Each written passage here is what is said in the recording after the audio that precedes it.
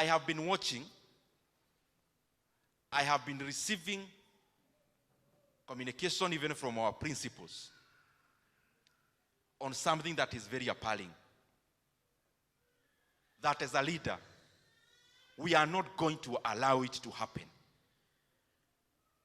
That the Ministry of Education, the government of Kenya, has sent a circular to our principals, purportedly referring to a Gazette notice of 2015,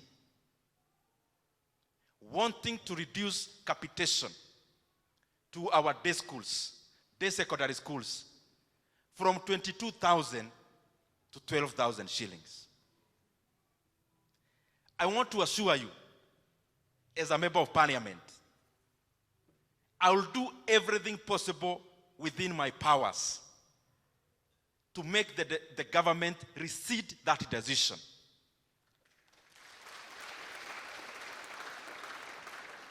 Because education plays a very critical role in development of any country. In a country like Kenya, ambayo mapato iko chini, I know firsthand because of Kiharu Masomo Bora that even some parents cannot even afford to pay the 1,000 shillings we charge for school fees. Now the government has written to our principals in day schools that now the parent will be paying 9,300 shillings on top of what they have been paying for food. And therefore they are taking the fee for day schools from what was around 12,000 across the country per year, that the learners will be made to pay over 20,000 shillings per year in our day schools. We cannot allow that to happen. Kwa sababu huyu mtu ambaye anaambiwa alipe hiyo fedha akikosa, huyo mtu atakuwa gharama kubwa hata kwa nchi kama hatapata elimu. And I want to request those who are in government, even all of us, including myself as leaders, as a leader, we are all beneficiaries of our communities, taking us to schools. We are all beneficiaries of our country, giving us a through pass to go to school. We cannot digress. We cannot go back. And I have seen there is a penchant, there is a concerted effort, almost deliberate, of taking away the free basic education in Kenya. We keep seeing conflicting information. This person in government says this other one says this other one says this.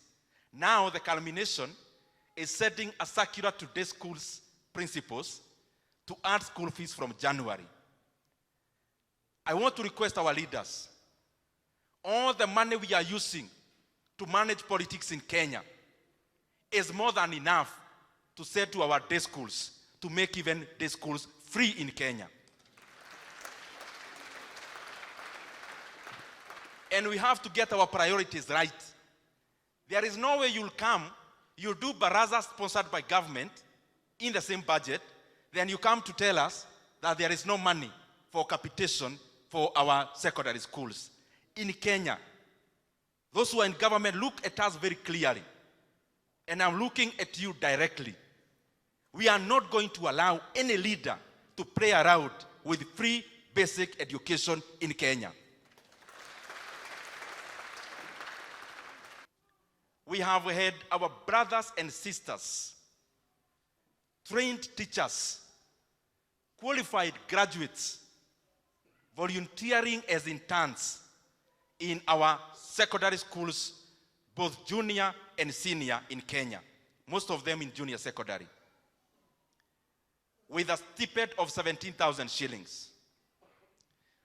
Their contract, the one they signed with government, was a 1-year contract for internship. Now we are almost in December, because now it's November. Schools are opening in January. And TSC is not showing any indication of even being aware that the contracts are coming due this year, the end of this year.